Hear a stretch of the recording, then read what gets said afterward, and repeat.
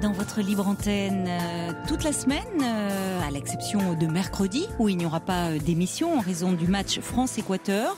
Nous nous retrouverons à partir de minuit et nous serons en direct jusqu'à 2h. Ce qui veut dire que mardi ainsi que jeudi, le standard sera ouvert à partir de 23h30. Donc notez bien, puisque j'ai eu des messages me disant alors quoi, il n'y a pas de libre antenne? Si, mais le standard ouvre à partir de 23h30 demain et jeudi. Vous y serez accueillis bien sûr comme tous les soirs par Jeanne et Paul à qui vous pourrez exposer ce qui vous préoccupe. Et ce soir en régie, c'est le retour du boss Philippe Chartier qui est là, qui débarque là tout bronzé, reposé, voilà donc, et qui va de nouveau officier aux manettes de cette émission. Et bien sûr, vous pouvez me faire parvenir vos messages comme tous les soirs par mail sur le site europe1.fr ou par SMS au 7 39 21 en les commençant par le mot nuit. Europe 1. Caroline Dublanche. Bonsoir Olivia. Bonsoir. Bonsoir. C'est vrai que c'est impressionnant quand on vous a pour la première fois et qu'on passe la première. En plus, c'est pas évident. Oui, c'est vrai. C'est double peine. Non, j'exagère. Non, vous allez voir. il faut se lancer. Oui, il faut se lancer. Oui. J'ai l'habitude de vous entendre, alors vous le dites ça à chaque fois, mais je crois que je vais y aller. Moi, j'ai 45 ans cette année. Oui. Je suis mariée depuis 22 ans maintenant. On a 3 enfants, on vit plutôt heureux. On a une vie plutôt épanouissante, une vie sociale très joyeuse, enfin avec des enfants qui évoluent plutôt bien. Oui. Sauf que moi, je traverse aujourd'hui une petite période là assez difficile parce que je pense que mon mari souffre d'une maladie qui est l'éjaculation précoce, voire même l'impuissance de temps en temps. Et qu'au début de notre mariage, c'était pas une importance parce que je sortais d'une histoire plutôt passionnelle, donc c'était plutôt rassurant de trouver un homme qui m'amène la stabilité et un amour plutôt posé. Donc au départ, je trouvais pas ça difficile. Qu'est-ce que vous appelez au départ? Pendant combien de temps? Le début de notre histoire, en fait. C'est que ça dure depuis le début. Et oui, ça a toujours été, hein, ça a toujours été. J'occultais. Oui, alors quelquefois c'était bien, quelquefois c'était moins bien, mais bon, c'était pas grave. C'était notre histoire, elle démarrait comme ça, et c'était pas basé sur la sexualité. Il y avait d'autres bases. Oui. Et on a construit notre histoire comme ça oui. au fil des années. Maintenant, les enfants sont un peu plus grands, ils ont 18, 16 et 12. Je me repositionne un peu dans ma vie de femme et c'est vrai que cette frustration grandit au fil du temps et c'est pas facile à vivre. J'ai un mari de surcroît qui est hypocondriaque depuis quelques années et qui s'inventera toutes les maladies possibles et inimaginables, sauf parler de sexualité. Même si on a beaucoup de dialogue, on arrive à en parler. Mais ces 2 dernières années, c'est vrai que je traverse des crises plus ou moins grandes où je le menace de partir, où j'ai pas envie de m'éteindre parce que j'ai vraiment cette sensation-là aujourd'hui de m'éteindre. Voilà. Oui. C'est pas évident. Donc et puis je sais que je l'aime encore, c'est pourquoi je suis pas partie. Et pourquoi pour vous, qu'est-ce qui, enfin, si vous expliquez un peu un contexte, mais il y a eu des changements, vous, dans votre vie personnelle ces 2 dernières années, justement? Qu'est-ce qui fait que vous êtes plus en attente? Si ce n'est que je réalise que j'ai 45 ans et que je trouve dommage de ne pas partager plus avec mon mari. Je lui ai demandé de consulter, je lui ai proposé de consulter un thérapeute de couple. Il veut, pour l'instant, il pense que c'est pas un problème c'est pas dans sa tête, qu'il a un problème mécanique, alors que il en a pas. Attendez, j'ai pas compris ça. Il dit que c'est pas un problème psychique. Il dit que c'est un problème mécanique ou il dit Il d'accord. dit que c'est un problème mécanique et que c'est pas dans la tête, que de toute façon il se connaît très bien et que il pense que c'est quelque chose de mécanique. Je lui dis mais non, de fait, il y a aussi quelque chose qui s'est mis en place comme ça, et c'est d'autant plus difficile à changer, parce que ça fait 22 ans quand même que vous êtes dans cette histoire, et 22 ans où jusque-là, ça ne vous posait pas plus de problèmes. Ça me posait toujours ça m'a toujours posé un problème, sauf que je mettais la sexualité plutôt en deuxième plan. Pour moi, c'était ça. Donc finalement, c'était pas le principal. c'était pas le principal. En tout cas, vous n'étiez pas, ça ne vous rendait pas, vous ne revendiquiez pas. Ah ben oui, mais c'est là où lui. Non, ce que je veux dire par là, c'est pas une maladie déjà, c'est un symptôme. C'est pas la même chose. Hein. Parfois, maintenant, aujourd'hui, on a tendance, ça nous vient beaucoup des États-Unis, d'un symptôme, on fait une maladie. C'est bon, donc c'est un symptôme, mais finalement, on se rend compte que ce symptôme-là, qui dès le départ aurait pu vous poser problème, l'éjaculation précoce de votre mari, n'en a pas été un. Vous étiez heureuse avec lui dans votre relation, vous avez construit une famille, vous me dites vous avez une vie sociale joyeuse, il se passe plein de choses. C'est vous avez changé. Vous avez changé, il y a de la frustration qui s'installe. Il s'est pas passé quoi que ce soit ces 2 dernières années. On a traversé effectivement peut-être une période difficile avec notre fils aîné qui sort de l'adolescence, qui a 18 ans. Bon. Et c'est vrai que les conflits familiaux prennent le dessus. Et puis je me dis ça va passer. Et puis on arrive à se retrouver. Mais je vois bien que les périodes de frustration sont de plus en plus longues. Et qu'on n'arrive pas à se remettre dedans, qu'on n'arrive pas à retrouver même les gestes de tendresse sont toujours là, mais du rapprochement, ne serait-ce que du rapprochement. Et ça me fait peur, parce que je me dis si on me prévoit les 15 prochaines années comme ça, je vais m'éteindre doucement à petit feu, et ça me préoccupe aujourd'hui, mais il ne s'est rien de passé de spécial ces 2 dernières années. Non, mais c'était pour comprendre un peu le contexte. Ce que j'entends, c'est que vous pouvez avoir évolué, changé, sans qu'il y ait un événement particulier extérieur. Vous l'avez dit vous-même entre les lignes en disant vos enfants ont grandi. Donc cette famille que vous avez construite, les enfants dont vous êtes occupés, où finalement vous y avez trouvé un épanouissement, il y avait d'autres choses qui vous comblaient. Aujourd'hui, c'est plus la femme qui parle que la maman. Voilà. Je crois, et il n'entend pas. Et non, mais ce que je veux vous dire, Olivia, ce que je veux vous dire, c'est que c'est difficile aussi pour lui. Ça peut pas se. Alors, quelque chose qui s'est mis en place comme ça dans le couple ne peut pas se modifier du jour au lendemain. C'est-à-dire que tout d'un coup. Caroline, on en a toujours parlé. Je n'ai jamais. On n'a jamais mis ça de côté. On a toujours abordé le sujet. Le problème, c'est que la dernière étape, après toutes les maintes discussions qu'on ait pu avoir, il me semble important d'aller voir ailleurs, d'aller consulter quelqu'un, ne serait-ce que je vais proposer. Oui, mais ce que je veux vous dire, attendez, Olivia, ce que j'essaye de vous dire, c'est que vous en avez toujours parlé, mais à un moment, ce n'était pas un problème majeur, parce que vous dites vous-même que la sexualité passait au second plan. Aujourd'hui, c'est plus le cas. Et aujourd'hui, on sent votre demande très pressante. Bon, avec demande de consultation, ce qui fait que on ne met pas en place. Il y a quelque chose qui s'installe dans un couple, d'habitude, toutes sortes d'habitudes, y compris dans le domaine de la sexualité. C'est comme si, je sais pas, tout d'un coup vous vouliez faire émerger un fantasme qui est pas du tout du goût de l'autre, et qui vous dirait mais tu sors ça d'où ? On n'a jamais fait l'amour de cette façon-là. Qu'est-ce qui te prend ? Là, c'est d'autant plus compliqué que c'est quelque chose sur laquelle il n'a pas une maîtrise. Il souffre d'éjaculation précoce, mais finalement, on sait qu'il y a des couples où l'homme souffre d'éjaculation précoce, mais où finalement, ce n'est pas un problème pour la femme. Pour moi aujourd'hui, c'est la question. C'est la question. C'en est une. C'est la première question. Qu'est-ce qui fait que ça en devient véritablement aujourd'hui presque incontournable, au point que vous disiez que ça pourrait engendrer une rupture même si vous aimez toujours votre mari? C'est une première question, effectivement, au bout de 22 ans, donc de 20 ans. Et ce que je veux dire par là, c'est en même temps, c'est comme ça. C'est un constat que vous faites de votre côté. Vous sentez la frustration s'installer, il y a quelque chose qui ne va pas. Mais ce que je veux vous dire, c'est peut-être en termes de comment en parler à votre mari. C'est-à-dire qu'il peut pas, lui non plus, ce n'était pas un problème, et du jour au lendemain, ça en devient. Donc, vous voyez, ça se comprend qu'il se braque. Mais ça, il en souffre aussi, je le sais. Vous voyez, donc. Mais il occulte vraiment. Oui, mais ce qui est un moyen de défense aussi. J'essaye de vous faire comprendre pourquoi actuellement vous arrivez à une situation aussi bloquée, ce qui ne veut pas dire qu'il n'y a pas des possibilités. On va y venir. Mais vous, tout d'un coup, ça devient un problème, et lui, il est dans l'évitement. Et il peut se demander, peut-être qu'il ou alors il n'ose pas, il préfère éviter d'aborder le problème, ou en disant, ce n'est pas un problème. Si j'aborde pas le sujet, non, effectivement, il aborde pas le problème. Évidemment.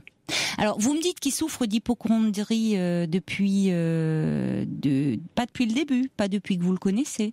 Non, depuis ces 5 dernières années, dû au stress, je pense. Donc il est stressé, donc ça n'arrange rien. Déjà, c'est un anxieux, certainement. C'est quelqu'un de très anxieux. Bon. Oui. Et en plus, il y a dans son travail du stress. Je suppose, ouais. Enfin, oui, je pense, ouais. Il en parle peu. Pas tout le temps, donc je sais que je le connais maintenant suffisamment pour savoir si c'est récurrent ou pas, mais depuis 5 ans à peu près, depuis 5 ans. Et là, alors qu'est-ce qu'il fait? C'est-à-dire qu'il consulte différents médecins? Ah oui. Ça se porte sur quoi? C'est-à-dire ses angoisses portent sur quoi? Alors, c'est sur différentes sortes de cancers, en fait. D'accord. Il a peur de développer un cancer. Ouais, il a peur de. Oui, donc d'autant plus si lui. Avec des antécédents familiaux, je pense que. Aussi, oui, c'est ça qui prennent. Donc, en plus, vous voyez, votre message, il est d'autant moins entendu. Déjà dans le fait pourquoi il y a ce changement. Lui peut avoir du mal à comprendre ce qui est en jeu. Et d'autant plus que lui, il est dans d'autres préoccupations. Il est très angoissé. Ses angoisses portent sur son corps, mais pas sur la même partie du corps que celle sur laquelle vous fixez vous, si je puis dire. Oui. Alors bon, donc maintenant, comment vous abordez les choses avec lui, puisque je vois que parfois vous pouvez vous faire menaçante en disant que vous allez partir. Vous envisagez de partir? C'est arrivé il y a 3-4 mois, mais c'est vrai que quand je vous parle de périodes de frustration qui sont plus ou moins longues, là c'est depuis août dernier. Donc si vous voulez, ça devient long. Et ça devient long parce que, c'est-à-dire y compris là, vous avez de moins en moins de rapports puisque vous n'avez plus envie, lui est moins demandeur parce qu'il est stressé. En fait, qu'est-ce qui se passe dans ce cheminement, c'est que étant donné que ça se passe pas très bien, mais qu'il ne fait rien à côté pour faire que ça se passe mieux, eh bien, du coup, ma libido baisse, puisque moi, je sais comment ça va se finir, donc je n'ai plus envie. Donc, c'est un cercle vicieux qui s'installe comme ça depuis quelques années, et je vois bien que les périodes deviennent de plus en plus longues, hein, donc, et puis, voilà, on s'enfonce doucement. Vous évitez, vous aussi, dans ce... Vous évitez le conflit. À côté de ça, c'est vrai qu'on a, je vous dis, une vie plutôt bien. Enfin, mais je sais bien que ça peut devenir un plus gros problème parce que moi j'ai envie de plus. C'est que. Est-ce que comment vous lui avez dit ça? C'est-à-dire que vous avez changé, évolué, c'est-à-dire que vous ressentez aujourd'hui de la frustration que vous n'aviez pas ressenti avec cette intensité-là jusqu'à présent. Ouais, je pense que je vous le dis comme je vous le dis à vous. Je crois que voilà, tu me manques et je crois que oui. Enfin, on en reparle et puis bon là, tu vois, on a plein de trucs à faire. Je dis oui. Enfin, quand on arrive à se parler vraiment posément, sans les enfants, sans le stress, dans les périodes plus calmes. Et il me dit oui, il faudrait que je consulte, oui, peut-être, mais bon, tu sais, c'est pas ça le problème. Et puis bon, moi, c'est-à-dire que déjà dans la crise qu'on a traversée en février où je lui ai menacé de le quitter, il me dit écoute, pars. C'est vrai, je vais pas te. C'est vrai, t'as vraiment, t'as une vie de femme à vivre. Bah pars, je te laisse partir. Donc. Oui, comme s'il était démuni par rapport à votre frustration, comme s'il se disait. Et il peut se sentir très démuni. Déjà d'une part parce qu'en ce moment il va pas très bien, il est anxieux. Il pense mais à chaque il va culpabiliser. Non, il n'est pas forcément très anxieux. C'est dans son stress quotidien, mais à la fois, il serait capable aussi de me culpabiliser pour me dire, bah tu vois, c'est pour une histoire de cul, tu vas me quitter. Donc vous voyez, ça a vraiment un double sens dans son discours. Donc parce que ça l'agresse aussi. Donc finalement, se sentant agressé, il en devient agressif. Peut-être, mais. Si, parce que ça le remet en question. Ce que je veux vous dire, Olivia, c'est que vous êtes connue, vous aviez 23 ans. C'était. Oui. Bon, est-ce qu'il avait eu d'autres expériences avant vous? On n'imagine pas des masses. Pas des masses. Bon, donc est-ce que avec vous, il y a toujours eu ce problème-là, d'éjaculation précoce? Donc la remise en question, elle peut pas se faire du jour au lendemain. C'est-à-dire qu'il peut se dire finalement, effectivement ramener ça à quelque chose de très mécanique. Et il faut pas nier qu'il y a aussi cet aspect-là, même si on ne peut pas réduire la sexualité à quelque chose, et surtout pas la sexualité masculine à quelque chose de mécanique. On a tendance à faire ça, à dire chez les hommes c'est basique, c'est mécanique. Non, ça se passe aussi beaucoup dans la tête. Simplement lui, depuis des années, il sait que voilà. Il a cette difficulté-là, mais qu'il a intégrée comme... Vous voyez, pour éliminer les causes mécaniques, il a été voir des urologues, des spécialistes, donc là-dessus, il n'y a pas de souci. Vous voyez ? Et puis je sais qu'il n'y a pas de souci. Je le sais. Si, parce que le souci, c'est que lui, sa sexualité, elle est comme ça. Mais oui, mais alors comment faire ? Parce que comment faire ? Ce que je veux vous dire, c'est que ça va pas pouvoir se déverrouiller comme ça. Ce que vous pouvez faire, c'est que déjà vous dire que ça, peut-être lui en parler en termes de relation, que ça vous rend malheureuse de voir vous vous éloignez tous les deux. Mais parce il le sait. Il le sait. Alors qu'est-ce que vous comptez faire vous finalement ? Qu'est-ce que vous attendez ? Je sais pas. Ce dont j'ai peur, c'est de me dire que je peux être séduite par quelqu'un d'autre et de partir à cause d'une histoire de sexe. Et ça, j'en ai pas envie parce que je sais que j'ai encore des sentiments pour mon mari. C'est ça qui me fait peur, c'est l'avenir. Les enfants vont partir. Mais oui, c'est tout ça qui est en jeu, Olivia. On est bien d'accord. C'est-à-dire qu'il y a tout un contexte où vous allez vous retrouver vraiment dans un côté couple et cette perspective-là, vous dites s'il y a trop de frustration, vous allez le tromper. En même temps, vous n'allez pas lui dire à votre mari, bon écoute, si ça continue comme ça, je vais prendre un amant. C'est bien que dans les journaux féminins, maintenant, c'est la grande tendance. Il y a un problème dans le couple. Ce qui peut stimuler la libido du couple, c'est prenez un amant. C'est terriblement simpliste et ça marche rarement comme ça.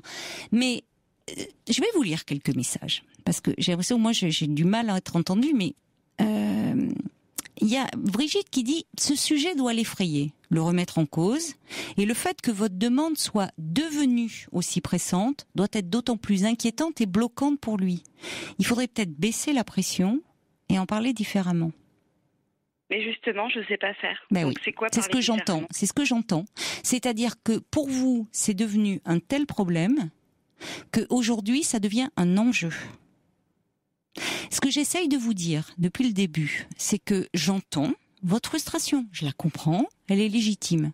Simplement, on ne change pas comme ça, du jour au lendemain, en tout cas en étant des habitudes qui se sont prises, y compris dans le couple déjà, et y compris des habitudes comportementales, et y compris et surtout en matière de sexualité. Donc, face à cette demande, si vous voulez, si c'est en gros, aujourd'hui, il faut qu'il consulte, il faut qu'il a un problème. Déjà, si vous disiez peut-être essayer de parler du fait que vous avez évolué, que peut-être jusque-là il y a aussi une angoisse par rapport à vous, par rapport à l'avenir, par rapport au fait que les enfants partant, vous investissez plus aussi cette dimension-là de la sexualité. Enfin, que vous présentiez les choses en disant pas subitement en le remettant en cause comme vous le faites, parce que ça le remet en cause. Et c'est pour ça que du coup, il banalise terriblement. D'accord. Ce que je veux vous dire, c'est que c'est jusque-là, il y a peut-être aussi, c'est l'arbre qui cache la forêt, c'est-à-dire d'autres choses. Vous me parlez d'une crise que vous avez traversée en février, qui a fait qu'à ce moment-là, vous avez songé à le quitter. Donc, sur ce problème-là, il y a d'autres choses qui viennent se créer. Certainement aussi. Mais ça, c'est le problème qu'on peut appréhender. Pour vous, en tout cas, vous pouvez mettre des mots là-dessus. Oui. Donc, vous voyez, je pense qu'aussi, vous focalisez là-dessus, parce que vous avez une angoisse aussi. L'angoisse, elle est, je vais pas rester frustrée toute ma vie. C'est pas faux, ouais. Non, mais c'est ça, on entend. Alors, qu'est-ce qu'il va falloir que je fasse ? Je vais pas me passer de sexualité. Enfin, tout d'un coup, il y aurait, une revendication à jouissance, au plaisir. Bon, j'ai 45 ans, il est temps. Vous voyez, mais dans cette, non, mais je caricature un peu, mais il y a quelque chose. C'est surtout que moi, j'aurais bien voulu en avoir un peu plus depuis déjà 22 ans. Donc, j'ai oui, mais alors là, pardon, non, Olivia, non. C'est là où je pense que Prenez du recul par rapport à ça. Vous l'avez dit vous-même, vous l'avez pas choisi par hasard au départ. Bien sûr, Ce symptôme, il n'est pas arrivé comme ça et où vous dites oh là là, c'est pas celui que j'avais choisi au départ, où il y a un problème. Non, je vous ai pas dit ça. Justement, mais non, vous le dites vous-même. Vous dites qu'au départ, vous vous en êtes très bien accommodé. Je pense, oui. Mais oui. Aujourd'hui, on s'en est très bien sortis. Voilà. On crée ce petit truc pour être encore plus heureux. Mais on est jamais on peut toujours plus.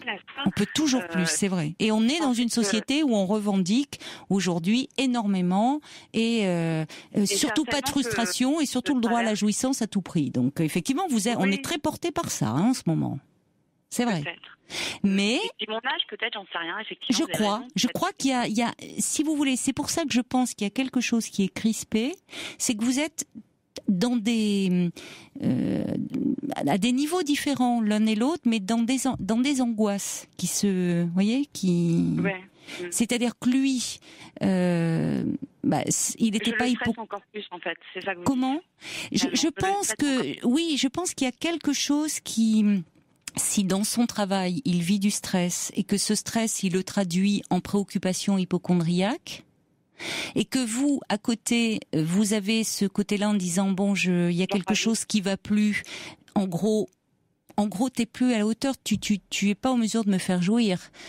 Si dans son boulot, il rencontre aussi des difficultés parce que peut-être il se sent plus assez performant par la hauteur, qu'on lui renvoie ça. Vous voyez, il y a un moment, il peut plus, il est débordé par le stress, qui va pas arranger son problème pour le coup. Donc peut-être qu'il y a quelque chose. Je ne dis pas qu'il faut on met tout ça sous le tapis et puis on fait comme si ça n'existait pas, parce que de toute façon c'est là et c'est source de problèmes pour vous et pour lui aussi à un autre niveau, parce qu'il vous sent pas bien et que bon. Donc peut-être partir du fait que depuis quelque temps il a changé aussi, qu'il vous paraît qu'il est beaucoup plus angoissé par rapport à la maladie et que effectivement, ça serait peut-être bien qu'il en parle, parce que là, pour le coup, alors si c'est vraiment en vrai hypocondriaque, il peut dire que c'est pas du tout psychique et que effectivement son problème il est là et qu'il y a peut-être un problème derrière et qu'il a peut-être un cancer et que c'est les médecins qui se rendent pas compte. C'est comme ça que ça fonctionne dans sa tête depuis pas mal d'années justement. Oui. Je pensais que, ou alors je me trompe, mais je me dis son hypocondrie. Est un bon prétexte pour ne pas aborder le vrai sujet. Vous voyez, c'est un peu comme ça que c'est possible, c'est-à-dire que ce qui est intéressant, c'est que tous les deux vous parlez, c'est lié à son corps, mais il y a quelque chose, lui, où ça tourne autour de préoccupations hypocondriaques, et vous, ça tourne autour de, il vous donne pas suffisamment de plaisir. Mais ça veut dire que peut-être, contrairement à vous, et c'est là où vous êtes différent aussi, c'est quelqu'un qui a plus de mal à élaborer, à mettre des mots sur ce qu'il ressent. Donc il le traduit en somatisation. Oui, certainement. Donc vous voyez, c'est là où finalement vous, en voulant parler, parce que vous c'est votre façon d'être et où vous êtes très à l'aise, on sent, avec les mots. Peut-être que lui, comme c'est pas du tout son mode, mais c'est pas contre vous, c'est sa façon d'être, il le prend en pleine figure, quoi. Et de façon, ça l'agresse. Et c'est là où vous n'arrivez pas à vous entendre et qu'au fond, ça vous fait souffrir l'un et l'autre. Parce que vous parlez pas le même langage. Ça aurait été bien justement d'aller consulter un thérapeute de couple pour en parler. Oui, ça doit lui foutre la trouille, je pense, terriblement. Je pense. Oui. Je pense, mais je voyais que cette solution une des solutions en tout cas, ou une façon de pouvoir échanger devant quelqu'un de compétent qui pourrait nous guider et retrouver le même langage. Parce que effectivement on parle pas la même langue. Oui, je crois. C'est pour ça que vous pourriez à ce moment-là, je sais pas parce que même si vous avez des modes de communication très différents, ça vous a pas empêché d'être très heureux pendant vous l'avez dit vous-même, ces 22 années, et pas seulement parce que vous avez construit une famille, mais aussi vous me dites quelque chose d'assez joyeux. Donc, non, c'est plutôt, je vous dis, il manquerait juste ce petit coup de tête. mais il y a Florence qui... on se connaît maintenant, on se connaît depuis tellement longtemps qu'on se dit qu'il n'y a plus de tabou, qu'on peut parler de tout, et on arrive à dialoguer de pas mal de choses. Donc, sauf que je n'arrive pas à percer cette carapace oui, mais c'est ça. Non, mais surtout, c'est comme si, comment dire, lui, c'est même pas une question de tabou. Parce que lui, sa sexualité, peut-être depuis qu'il a eu son premier rapport sexuel, il a été sur le mode de l'éjaculation précoce. Il ne connaît rien d'autre. Donc il se dit, de toute façon, je vais dans le mur. Je vois bien que là, aujourd'hui, elle a changé. Olivia a changé. Ça lui convient plus. Au secours. Tout m'échappe. Parce que c'est comme si vous demandiez, je sais pas, vous de changer. Vous avez toujours été, je vais prendre un trait. Vous êtes toujours hyper ordonné. Vous avez toujours été hyper ordonné. Et puis tout d'un coup, votre mari, puis ça se passait très bien, il vous dirait, écoute, je supporte plus. Arrête de ranger comme ça sans arrêt. Ou l'inverse, vous êtes un peu vous seriez très bordélique et vous direz, je supporte plus ton désordre. Il faut que tu ranges. Il faut que tu ranges du jour au lendemain. Vous savez pas faire autrement. Vous voyez, c'est quelque chose qui est. Ça peut être la panique à bord, hein, sans mauvais jeu de mots, c'est vraiment le côté au secours, quoi. Elle me demande quelque chose dont je suis incapable. J'ai toujours fait comme ça. Il maîtrise pas. C'est que la sexualité, ça nous échappe. Il maîtrise pas le fonctionnement de son sexe, hein. Donc vous lui demandez tout d'un coup d'être différent et il doit flipper. Donc peut-être que la sexualité, il faut jamais oublier qu'effectivement, et c'est là où vous avez raison. C'est pas qu'une question de mécanique, c'est une question de relation, parce que d'abord il y a des hommes qui peuvent avoir ce symptôme ou d'autres d'impuissance. Vous voyez, parce que vous me parlez aussi d'impuissance. Avec tel partenaire et pas avec tel autre. Bon, vous c'est pas le problème parce que vous entendiez bien jusque là. Mais c'est que là il y a des pannes aussi. C'est-à-dire qu'il est à une période de sa vie où il est particulièrement stressé. Vous pourriez peut-être lui dire, évidemment en ce moment je sens bien que tu es plus anxieux, plus inquiet. Le problème, c'est que moi aussi, je focalise là-dessus et malheureusement, ça crée des tensions, des conflits entre nous et ça nous éloigne. Et vous pouvez dire ça me rend malheureuse. Partir de vous. Parce que lui aussi, il doit vous aimer et il doit avoir peur que ça crée des conflits et même que ça aille plus loin.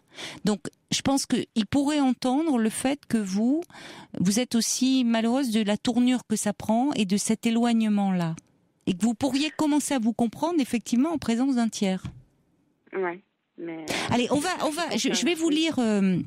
Je vais vous lire quelques réactions avant qu'on accueille Karim. Il y a Florence qui dit bah oui, le mari d'Olivia ne doit pas comprendre pourquoi jusqu'ici ce qui se passait bien devient un enjeu aujourd'hui. Il faut sans doute que Olivia explique davantage ce qui se joue pour elle.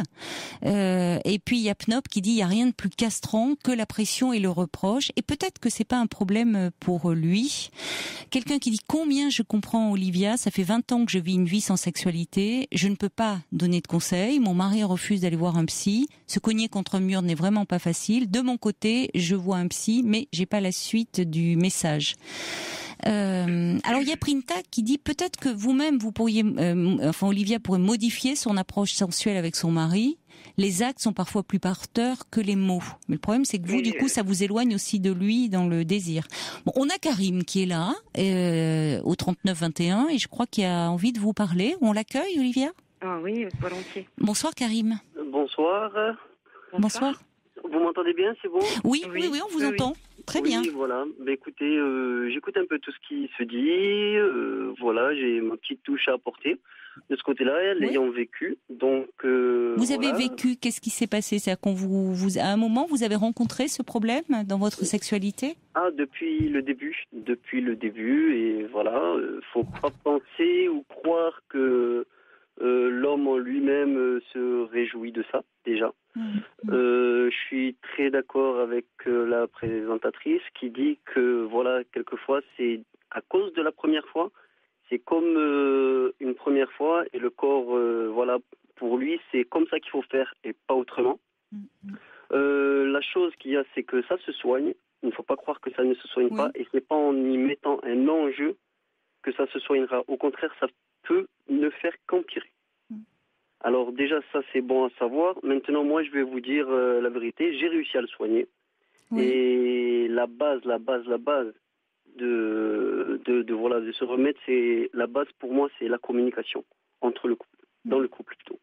Donc voilà. Qu'est-ce qui vous a aidé ? C'est-à-dire, vous avez rencontré un jour une femme qui a su prendre cette difficulté différemment. Vous écoutez peut-être autrement. Vous n'êtes pas senti jugé. Qu'est-ce qui a été le déclic ?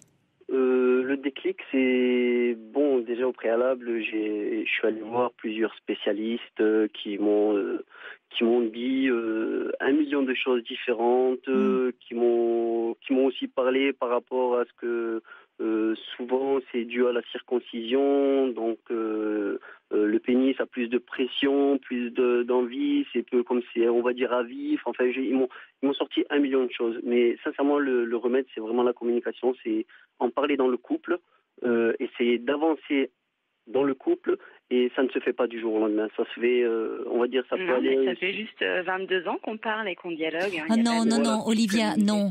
Là, vous voyez, là, c'est là où, effectivement, il y a de la colère, on sent derrière. Mais non, c'est pas vrai, au fond. Ça fait pas 22 ans. Si vous étiez depuis 22 ans dans une frustration telle que vous êtes aujourd'hui, vous seriez parti, ou alors il y a un fond très masochiste pour rester dans cette position. C'est pas ça. Vous le dites vous-même que au départ, ça n'a pas été un problème majeur. Ça le devient aujourd'hui. Oui, mais ça compte, ça. Ça compte parce que en parlant avec lui, c'est comme si vous remettiez aussi en question tout ce qu'il est, mais aussi toute votre histoire, toute votre relation. Voilà. Si je peux y rajouter un petit peu mon grain de sel, bon, comme je vous dis, il y a donc il y a la communication qui est très très importante, mais aussi une deuxième chose. Moi personnellement, j'ai 32 ans. Quand on a son premier rapport, on va dire, pour moi, ça a été à l'âge de, on va dire, 15 ans, 16 ans. Depuis, j'ai réglé ce problème, sans vous mentir, c'était l'année dernière. De quelle façon alors ? Qu'est-ce qui vous a aidé à le régler ? De quelle façon, Vous avez quel âge aujourd'hui ? 32 ? 32, hein, c'est ça. 32. Donc vous imaginez bien que voilà, ça fait un bon bout de temps. La personne qui en souffre le plus, forcément, c'est l'homme. Faut pas croire que parce que lui, il a fait ce qu'il a à faire, il en est heureux. Au contraire, c'est là où il se pose encore plus de questions, il a encore 10 fois plus de pression. Oui, c'est angoissant. Et c'est angoissant. Et c'est angoissant, pourquoi ? Parce que il pense déjà à la fois d'après. Il pense toujours à la fois d'après. Alors, si je peux donner, moi, ma petite astuce, c'est surtout, pendant l'acte, déjà, pour commencer, essayer, déjà, ça va faire vraiment peut-être hard, ou je ne sais pas comment certains vont le penser, mais changer au maximum de position et assez rapidement. Même si la femme, au début, ne prendra pas son plaisir, certes, les premières fois, comme j'ai dit, c'est un remède qui se fait à long terme. Ben, à un moment donné, lui, son corps, il va apprendre à se gérer tout seul. Et il va toujours pouvoir repousser un petit peu les limites. Et à un moment donné, son corps, il aura fait comme, il aura appris et compris, la manière de faire. Et à un moment donné, ben, ça marchera. Et c'est comme ça que j'ai réussi. Et grâce à une femme, encore une fois, je vous explique, la communication, c'est-à-dire en expliquant, en essayant différentes choses. Et c'est ce qui m'a permis de réussir. Oui, donc, petit à petit, vous vous êtes dit aussi que c'était possible, que vous étiez à même de... Oui, mais la pression ne marche pas. Alors moi, je vous explique, des femmes qui m'ont lâché, qui trouvent 1 million d'excuses, j'en ai eu. Je ne veux pas vous dire que j'ai eu 1 million de femmes non plus, mais j'en ai eu. Et au final, ça frustre. Et plus on frustre, et plus on est sous pression, et plus on n'y arrive pas. C'est ça, voilà. Oui, c'est ça. La communication, comme je vous dis, c'est pour ça que je vous dis, la base, c'est la communication. C'est bien d'en parler pendant 22 ans, mais après, il faut passer à l'acte et essayer de mettre en pratique. Et la pratique, c'est ce que je vous dis. Essayez de calmer les choses. Ralentir la montée de l'excitation. Mais enfin, il y a plusieurs formes aussi. Il y a des hommes qui n'arrivent même pas à avoir une pénétration, qui ont une éjaculation avant même la pénétration. Et puis il y en a, c'est quelques secondes, 2-3 secondes, même après la pénétration. Donc on n'a même pas le temps de changer de position, si on va par là. Bien sûr. Mais pour vous expliquer, au début, c'est ce que vous étiez en train de dire. C'est-à-dire, c'est... Oui, avant même qu'il y ait tout début. Oui. Pendant les préliminaires, c'est-à-dire que... Mais comme les adolescents peuvent avoir ça, parce que ça, c'est quelque chose aussi qui s'apprend, ça. C'est ça, c'est quelque chose qui... Le plaisir, au départ, la sensation est tellement forte qu'effectivement, il n'y a pas de contrôle possible. C'est ça, tout à fait. C'est complètement ça. Olivia, une question par rapport à poser à Karim, tant qu'il est avec nous. C'est-à-dire que on a adopté plusieurs façons de se rapprocher. Donc, je suis pas étonnée de ce que me dit Karim du tout, puisqu'on a déjà essayé, expérimenté ce genre de méthode. Donc, je crois que c'est aussi peut-être un manque de confiance en lui qui est ancré depuis très longtemps. Oui, et qui, semble-t-il, va en s'accentuant, lié à des difficultés qu'il rencontre dans son travail, qui lui créent des préoccupations hypocondriaques. Et moi, je pense qu'il faudrait aborder les choses déjà sous cet angle-là. Dire que quand il vous dit c'est pas un problème psychique, je pense qu'il a du mal avec ça, mais dire c'est aussi parce que tu es très stressé, très angoissé, que tu as toutes ces angoisses. Auparavant, tu n'étais pas comme ça. Qu'est-ce qui se passe? Ça serait quand même important que tu puisses en parler, rencontrer quelqu'un. Moi, je suis prête à t'accompagner. Et vous voyez, c'est ce que dit Brigitte, finalement, en disant que l'hypocondrie, c'est vraiment une vraie souffrance à ne pas minimiser. Et donc, dans la mesure où il est certainement très angoissé, il faut le prendre en considération et peut-être à ce moment-là, il sera plus ouvert. C'est-à-dire que sinon, effectivement, lui, il est dans ses angoisses. Je vais avoir un cancer et vous lui dites, écoute, oui, enfin, moi, j'aimerais bien que tu puisses durer plus longtemps. Vous voyez, donc, moi, je vais mourir et elle me dit que au fond, elle voudrait que ça dure plus longtemps. Non, mais, vous voyez, je mets, si on met basiquement un peu, c'est vous n'êtes pas du tout là sur la même longueur d'onde. Lui, il y a une angoisse terrible derrière, donc où votre demande, comme le dit Brigitte, peut majorer son angoisse. C'est-à-dire que c'est de l'angoisse sur de l'angoisse. Donc à un moment, c'est bien que vous en parliez parce qu'il faut désamorcer ça. Et je pense qu'effectivement, dans la spirale dans laquelle vous êtes, vous avez raison, dans le fond, de trouver un tiers pour vouloir en parler. Mais ça veut dire si vous l'abordez aussi dans ce qui se joue dans la relation, ce que lui vit dans son environnement, et en valorisant aussi tout ce que vous avez vécu jusqu'à présent. Ouais. Et dire c'est dommage qu'on soit en train de s'éloigner parce qu'effectivement toi tu rencontres certaines difficultés. Moi, vous pouvez lui dire, vous, il y a aussi peut-être un peu une angoisse par rapport à l'avenir et dire bon voilà, on va surmonter ça, on va trouver les moyens de surmonter ça.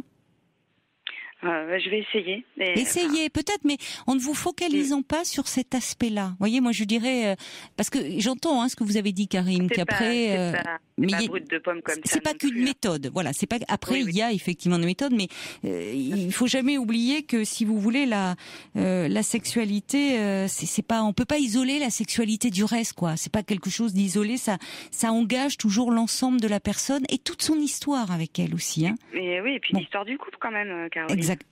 Aussi. Donc ça fait beaucoup de, vous voyez, d'éléments différents et où vous avez raison quand vous lui dites que c'est pas que mécanique. Parce qu'il peut pas se résumer à ça. Ce que vous avez vécu ensemble ne se réduit pas à une mécanique des corps. Non, pas du tout. Donc c'est possible, je pense, vous avez raison de vouloir tenter quelque chose, mais je pense en prenant les choses un peu différemment, peut-être en prenant un peu de recul, moins d'angoisse aussi par rapport à vous. Et si vraiment il ne veut pas bouger, lui, par rapport à ça, rien ne vous empêche, vous, d'aller en parler à quelqu'un, de ce que vous êtes en train de vivre et de traverser. Voyez ? Parce qu'on sent que vous êtes tout à fait à même de pouvoir élaborer. Je me suis posé la question et puis je me suis dit, j'attends. Et puis oui, justement, là, et puis plus vous attendez, vous voyez, il y a le contraste, vous attendez, et puis justement, lui, ça va trop vite. Bon, enfin, donc allez peut-être à ce moment-là, vous en parler, si lui n'est pas prêt à faire la démarche. Je pense que vous y verrez plus clair aussi. Bien, je vous remercie beaucoup. En tout cas, parler de cette frustration. Bon courage à vous, Olivia, et merci également de votre appel, Karim. Pas de soucis, merci. Avec plaisir. Au revoir. Bonne soirée à vous deux. Bonsoir, Sophie. Bonsoir.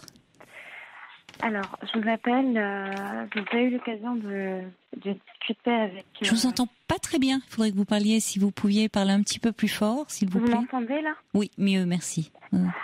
Alors voilà, en fait, je vous disais que j'avais déjà eu l'occasion de discuter avec Sophie Peters l'été dernier. Oui. Donc, à quel propos alors vous aviez appelé Sophie l'été dernier ? Je l'avais appelée parce que je venais de me séparer d'un garçon avec qui j'étais restée 4 ans. Et donc, je l'avais appelée pour en parler avec elle. Parce que vous viviez mal la séparation ou c'est vous qui aviez pris la décision ? C'est moi qui avais pris la décision de partir. Et en fait, elle avait su m'orienter et m'assurer dans mon choix. Parce que vous en doutiez à ce moment-là, d'avoir pris la bonne décision, c'est ça ? Quand vous avez appelé, d'accord. Oui, j'en doutais. J'avais peur de faire une bêtise. Oui. Donc ça venait de se faire quand vous l'avez appelé oui, la rupture. Ça venait tout juste de se faire. D'accord. Et donc, c'était une relation longue.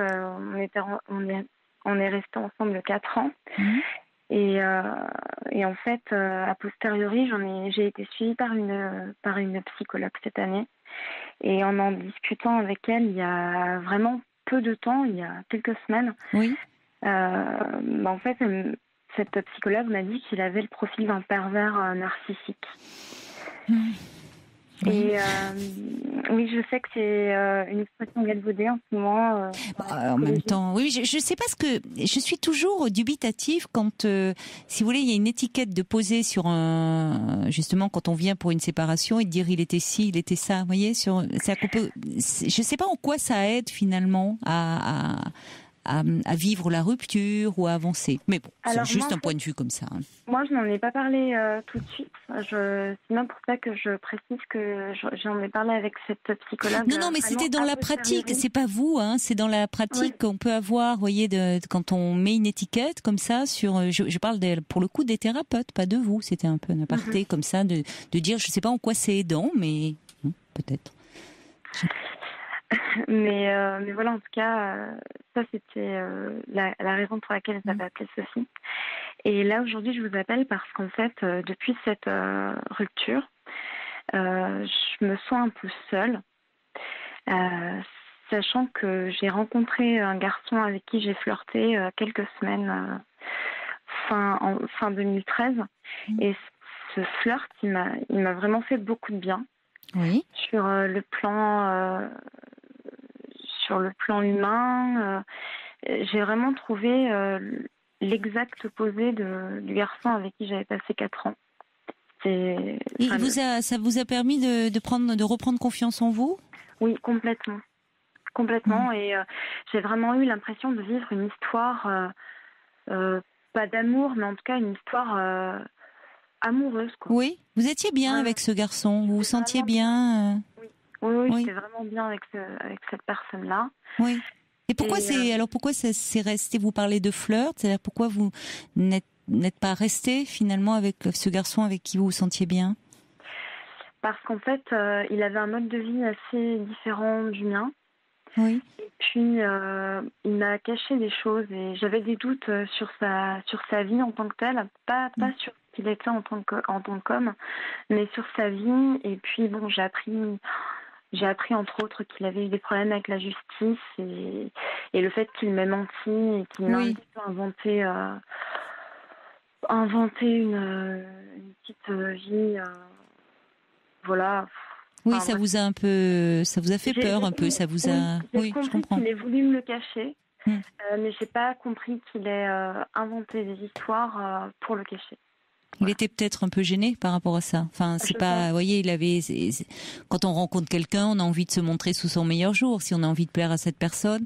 Et donc, aller dire qu'il avait des problèmes avec la justice, il craignait peut-être de vous faire peur, et justement, c'est ce qui a eu lieu. Ce qui peut se comprendre, hein, de votre côté. J'ai eu peur parce qu'il restait vraiment flou sur ces fameux problèmes. Il n'entrait pas spécialement dans les détails. Oui. Bon, il travaillait dans le monde. Il avait une entreprise et travaillait dans un domaine qui ne m'inspirait pas franchement confiance. Oui. Donc j'ai préféré le quitter. Mais si vous voulez, moi quand j'ai vécu cette histoire avec lui, je me projetais pas du tout. C'était un peu égoïste ce que je vais dire, mais j'avais juste envie de tirer profit du point de vue humain en fait de cette relation. Ça vous a aidé, vous dites, ça vous a fait beaucoup de bien et enfin ça vous a aidé à un moment déjà à vous dire qu'il y avait un après. C'est bien quand on a vécu une histoire qui nous a marqué, on a le sentiment que c'est compliqué d'envisager l'histoire d'après ou sans parler même d'histoire, la personne suivante entre guillemets, comme si on restait bloqué sur cette histoire. Donc déjà le fait qu'il y ait quelqu'un, ça permet comme si on a pu passer à autre chose finalement. C'est exactement ça. J'ai l'impression que c'est un petit peu clôturé le dossier. Le dossier pervers narcissique. Voilà, on va dire ça comme ça. Oui. Mais du coup, en fait, ça s'est terminé au mois de décembre et depuis, malgré le fait que je sois quand même assez convoitée, je dirais, que j'ai pas mal d'occasions en fait. Vous plaisez aux garçons. Oui. Bon, la suite après. La suite après. Vous connaissez bien l'émission, Sophie. Donc, alors, qu'est-ce qui fait que vous êtes une jeune femme qui plaît, qui est très convoitée, mais il se passe rien, vous allez être encore plus convoitée. Je suis sûre que ça va pas manquer les appels au standard pour vous, au 39 21. Allez, restez avec nous, Sophie. On se retrouve après le flash.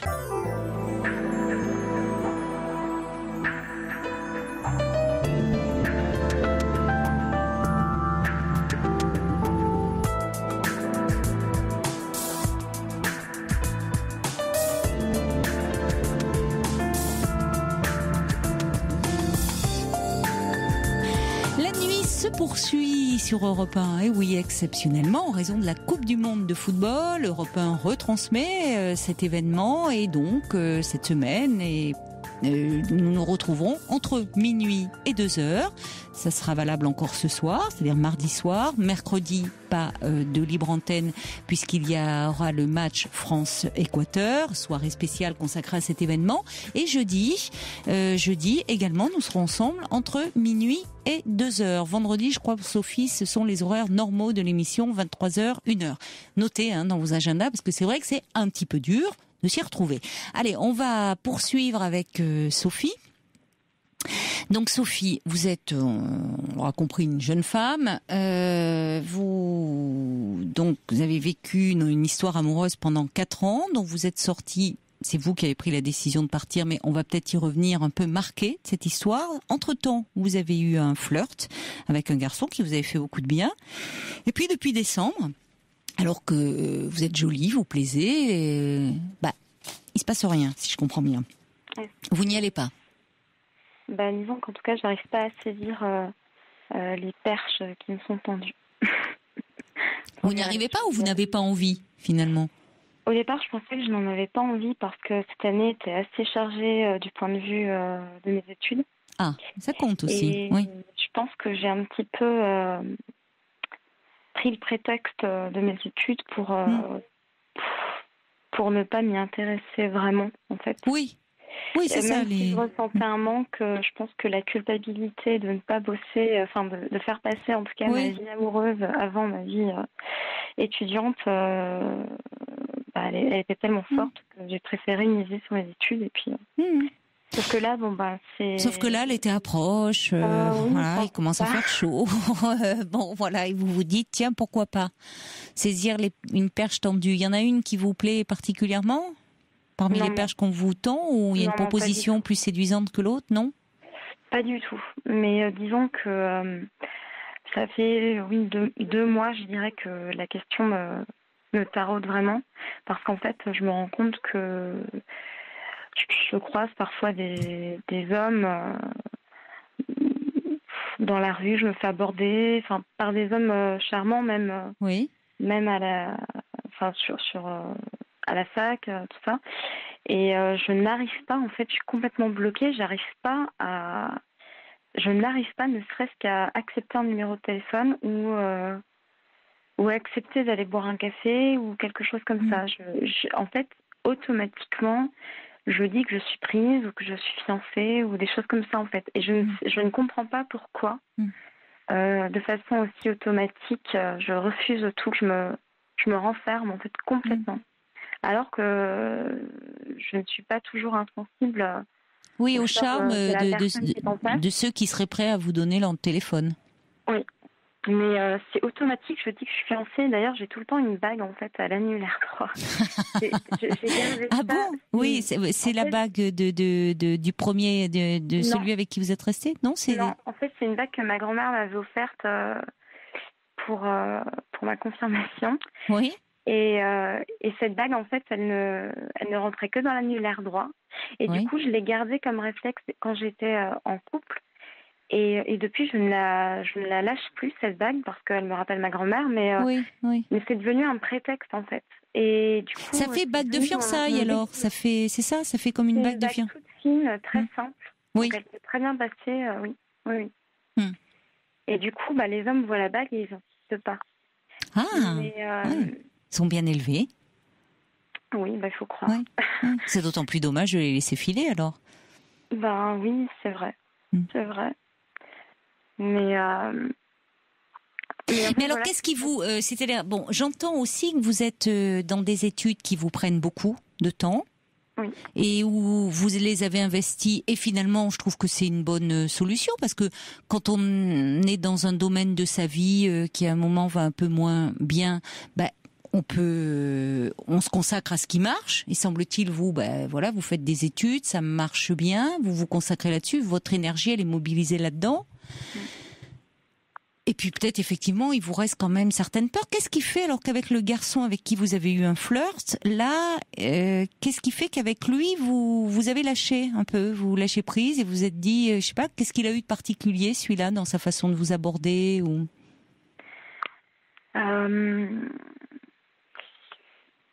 C'était quelqu'un d'assez qui a su me séduire en fait, très séducteur.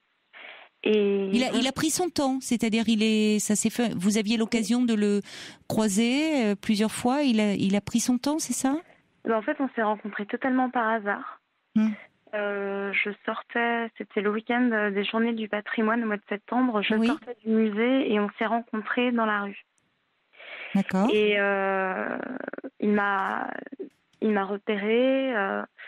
J'ai senti qu'il m'avait suivie, donc ça déjà, ça m'a un peu braquée. Oui. Mais sa démarche était, comment dire, je l'ai pas senti. Oui, c'était pas angoissant. Vous avez senti. Voilà. Il était déjà dans la séduction, mais il a su vous plaire. Peut-être aussi, il avait de l'humour. Enfin, je sais pas. Vous êtes pas senti en danger avec lui? Pas du tout. Alors que je suis quelqu'un de très craintive à la base. Et vous pensez que c'est lié à votre précédente relation, ça? Mon anxiété par rapport aux gens en général, non. Par contre, mon manque de confiance par rapport aux hommes, je pense clairement que ça vient de mon ancienne relation parce que c'était un garçon qui ne me laissait aucune place dans sa vie, qui ne me regardait pas, qui ne me complimentait pas, qui ne me touchait pas. On avait une vie sexuelle pour des jeunes de 24-25 ans qui étaient vraiment en statu quo. Et en fait, il m'expliquait que je l'énervais tellement qu'en gros c'était sa punition de pas me toucher, de ne pas me complimenter, etc. C'était sa punition à lui? Oui, sa punition pour moi. Ah, il vous punissait de cette façon-là? Il me punissait. Pour lui, c'était une forme de punition. Et ça a été ça dès les débuts de votre relation? En fait, au début de ma relation, j'ai pris du temps parce que c'était le premier. C'était mon premier amour. Oui. Donc j'ai pris du temps quand même avant d'avoir une sexualité avec lui. Mais à partir du moment où on a eu des rapports, la relation s'est délitée en fait. C'est-à-dire qu'il a commencé à se faire tourner autour par certaines filles et il ne mettait pas la distance nécessaire. Du coup, il jouait pas mal. Enfin, je ne dis pas qu'il jouait sur mes angoisses, mais en tout cas, il me voyait angoissée par la situation et il ne faisait rien pour apaiser les choses. Oui, il ne faisait rien pour vous rassurer, voire même il en rajoutait un peu. Oui, et ce qu'il faut savoir aussi, c'est qu'il m'a trompée. Il m'a trompée l'année où je l'ai quitté. Et voilà, ça m'a ruinée en fait sur le plan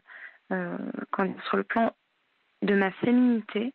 Je me suis sentie vraiment ruinée parce que non seulement il ne me touchait pas, mais en plus il allait voir ailleurs et il ne me regardait pas et j'avais vraiment l'impression d'être un monstre en fait.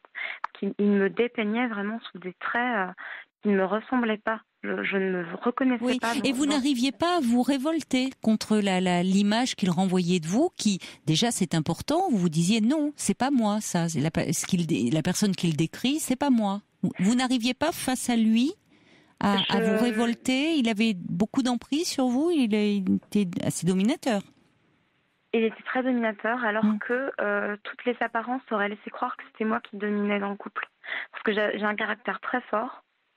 Et lui, au contraire, a un caractère assez égal, on va dire. Il n'a pas de saute d'humeur, il n'a pas d'excès de colère. C'est quelqu'un qui est capable de vous annoncer une bonne nouvelle ou une mauvaise nouvelle de la même manière. J'ai l'impression qu'il n'a aucun affect. Et du coup, moi, je passais pour la furie. Ses amis ne comprenaient pas pourquoi j'étais révoltée, parce qu'en fait, je voulais garder bonne figure. Et ne pas trop faire comprendre aux gens pourquoi j'étais révoltée contre lui. Que j'avais honte de dire qu'il m'avait trompée, j'avais honte de dire que c'était un homme qui ne me regardait pas.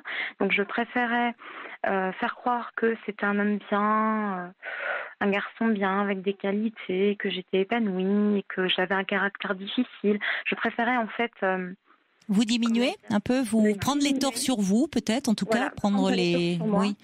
pour en tout cas ne pas donner l'impression que j'étais avec quelqu'un qui était aussi mauvais que ça.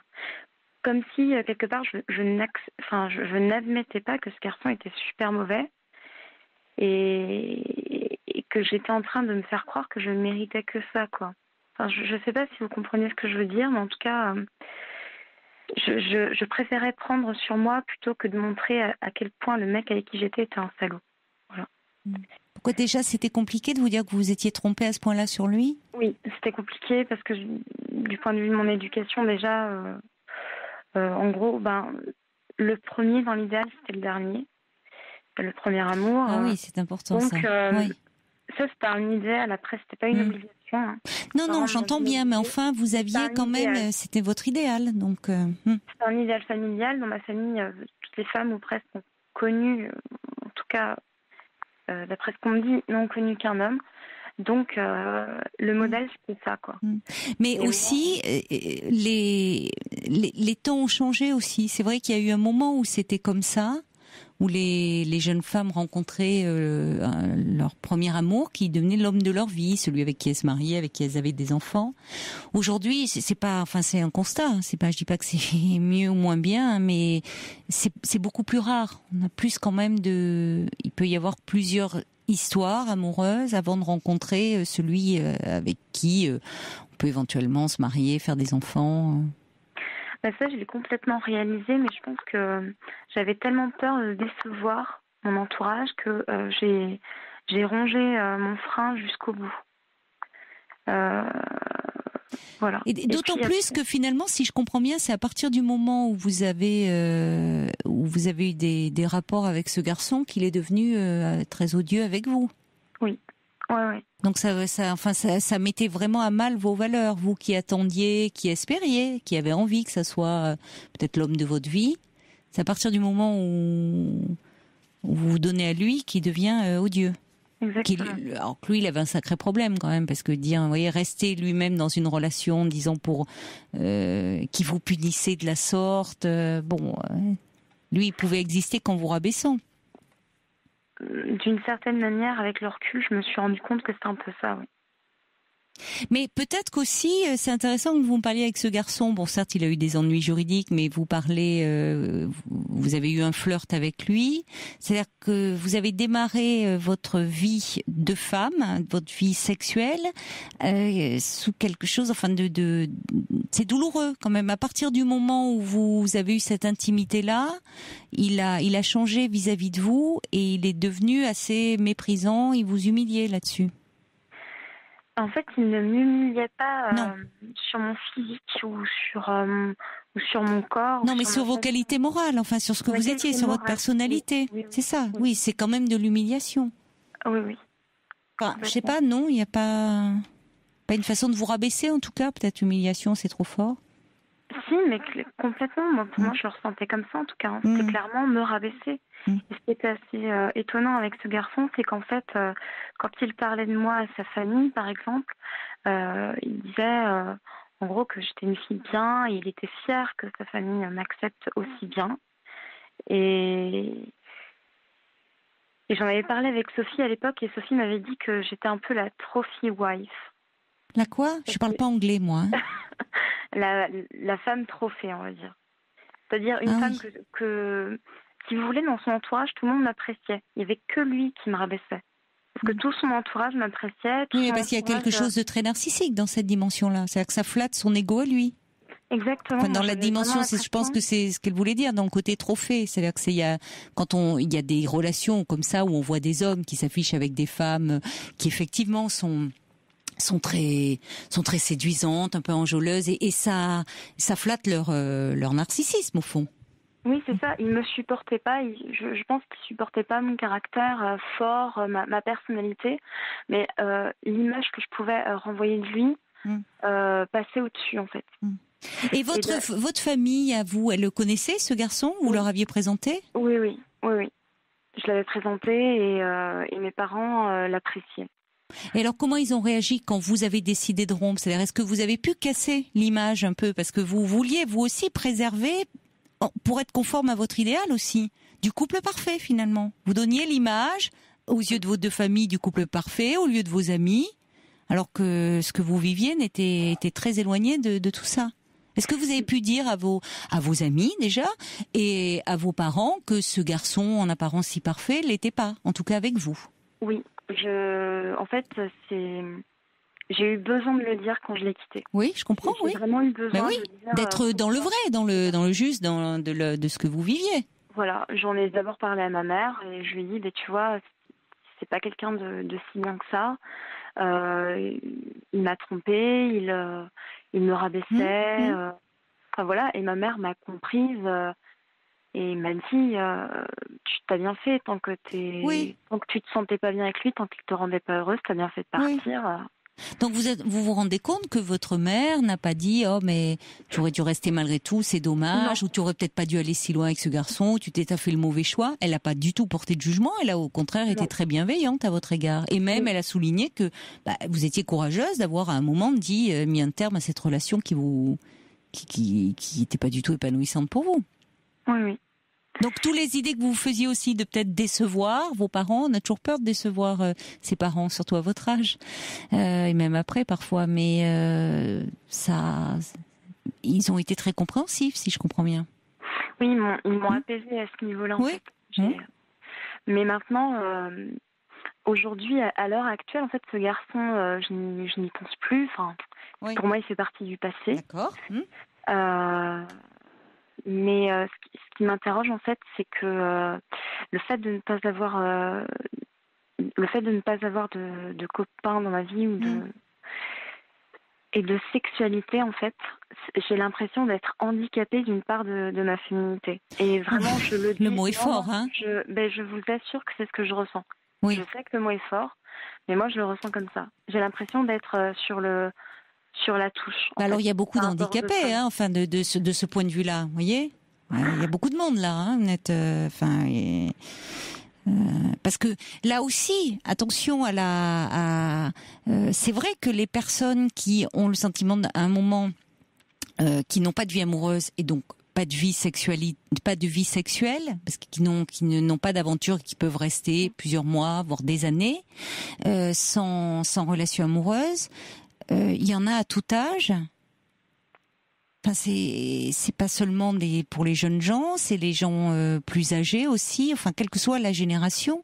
Et c'est vrai que dans cette société où on survalorise justement aussi la sexualité, comme si on n'était pas dans la norme, on était hors norme s'il n'y avait pas de sexualité. Mais il y a beaucoup de gens qui peuvent se retrouver à un moment justement sans vie sexuelle parce qu'ils viennent de se séparer et que une séparation, on peut mettre du temps à la digérer et avant de retrouver quelqu'un, et qui n'ont pas envie d'avoir juste des aventures, qui sont peut-être un peu idéalistes, qui ont envie d'avoir une histoire d'amour autour, ou bon.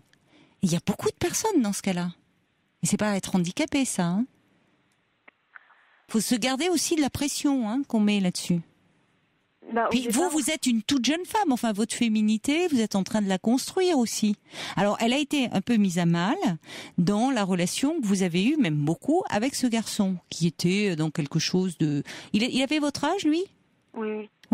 Bon, lui aussi, enfin il cherchait, il a des problèmes. Mais... Après, votre féminité, comment vous vous sentez, vous, aujourd'hui? Enfin, je veux dire, vous voyez que déjà, vous séduisez les garçons, il n'y a pas de souci.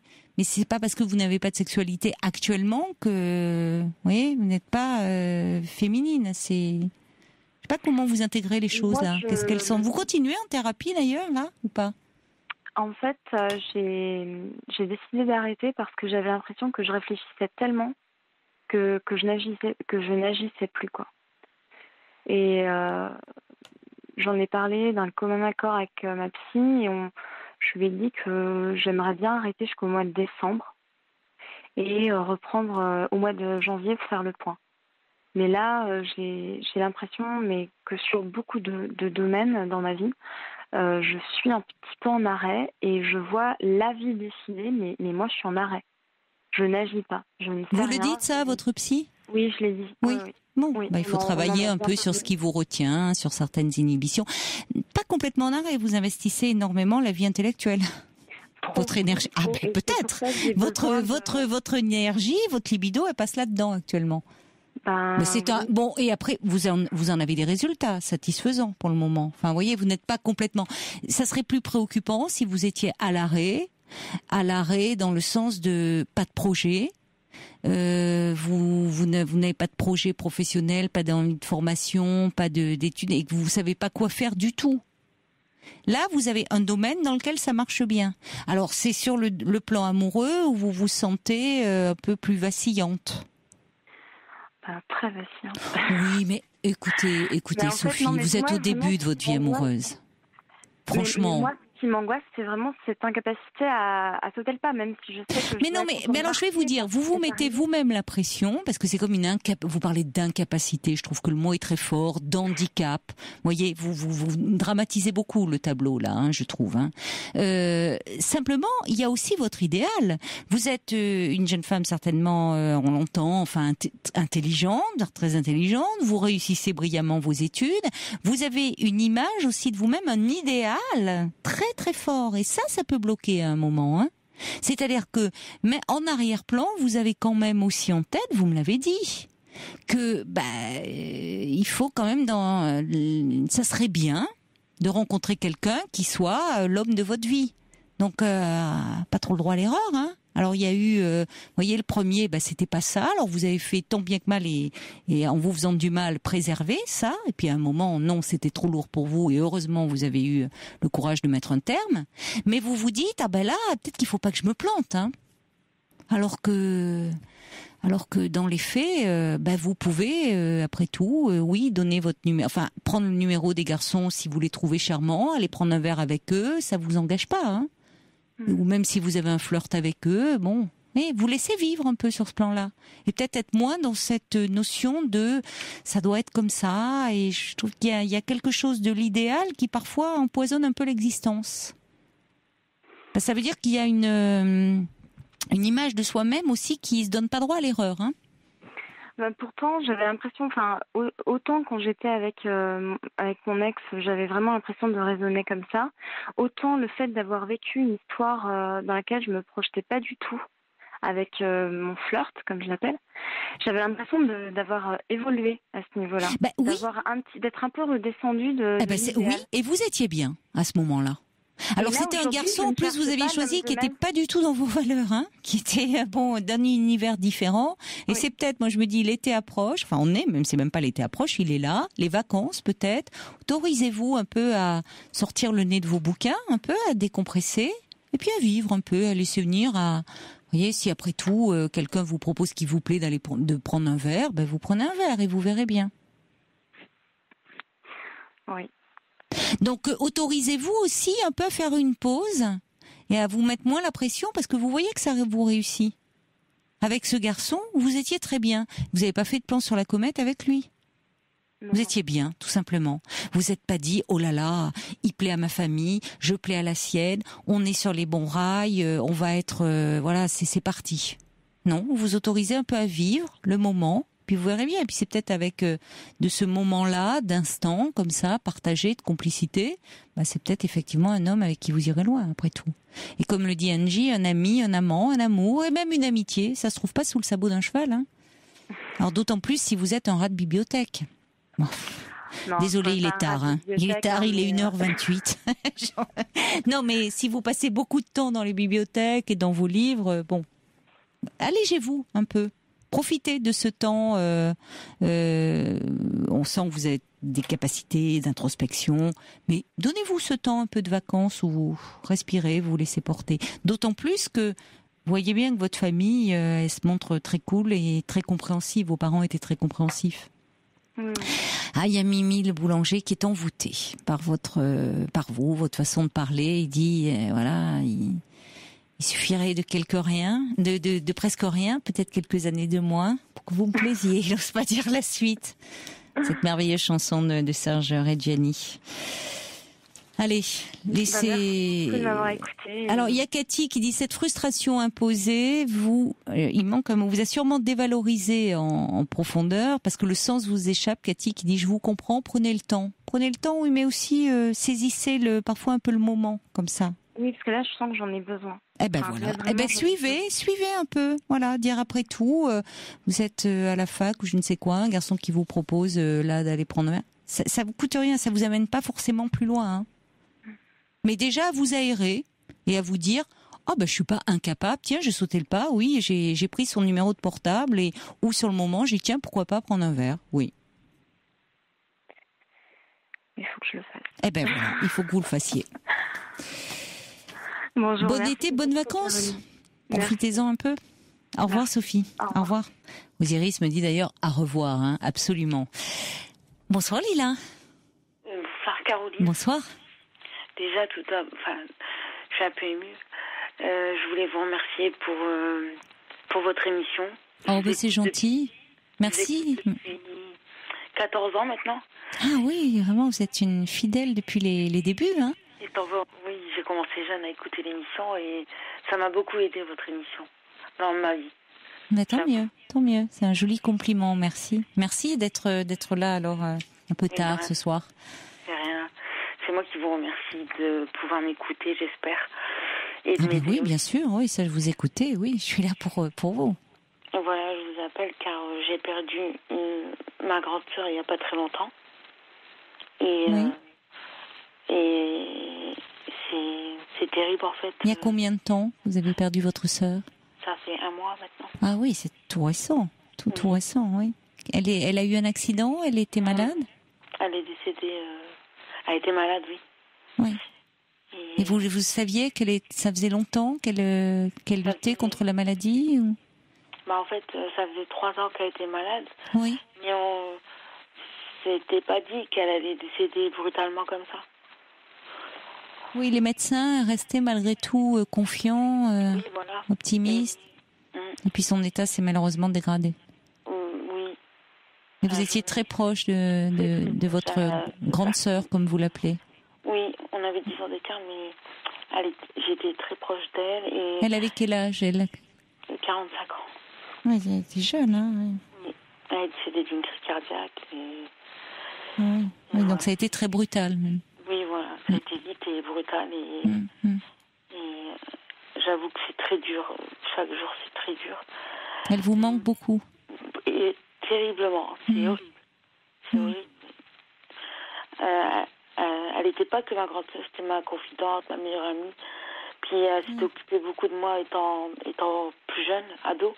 J'étais gravement malade et elle avait pris en charge ma maladie. Et elle avait fait beaucoup pour moi. Et jusqu'à aujourd'hui, elle avait toujours été là pour moi. Et aujourd'hui, je me sens très seule.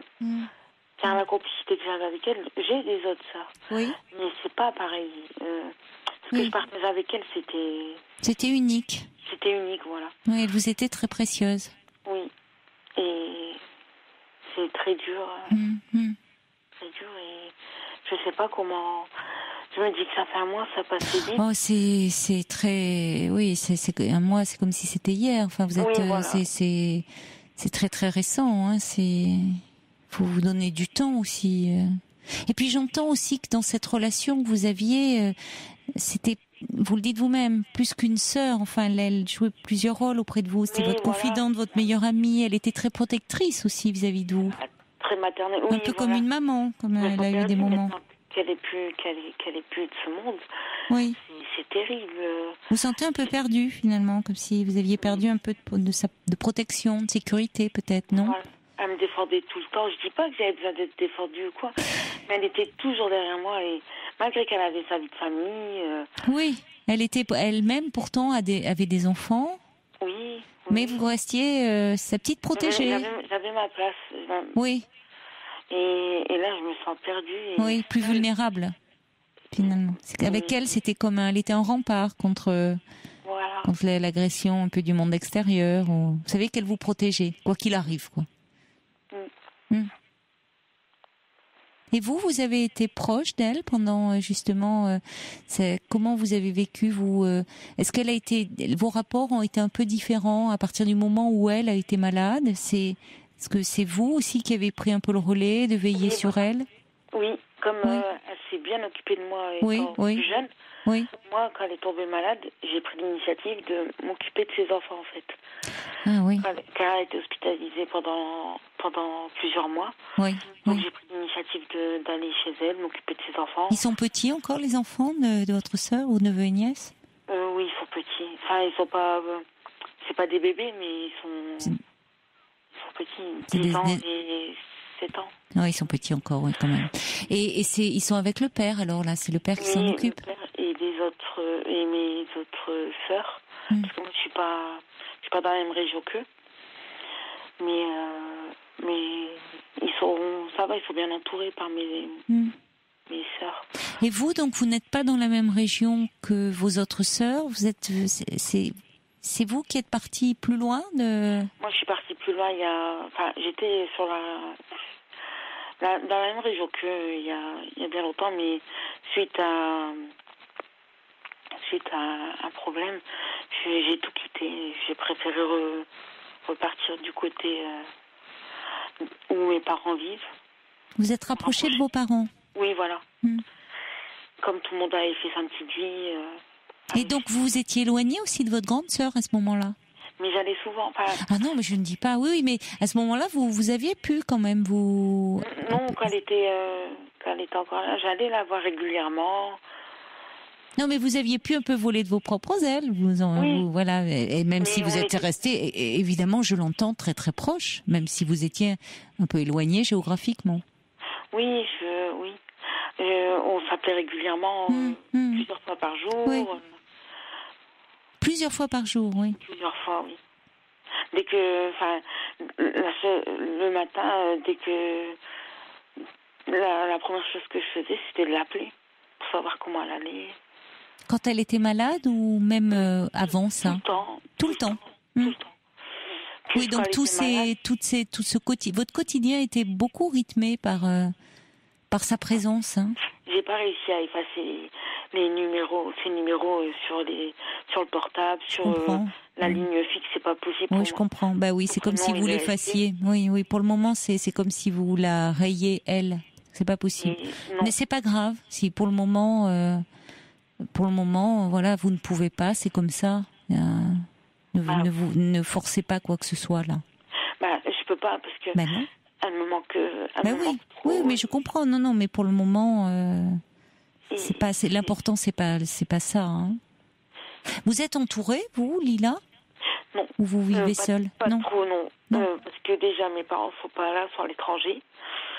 Et après, les autres sœurs et frères, ils sont en couple, ils sont pas tous? Dans la même région, qui sont en couple. Oui. Et voilà, quoi. Et donc, vous avez votre travail dans la région où vous êtes?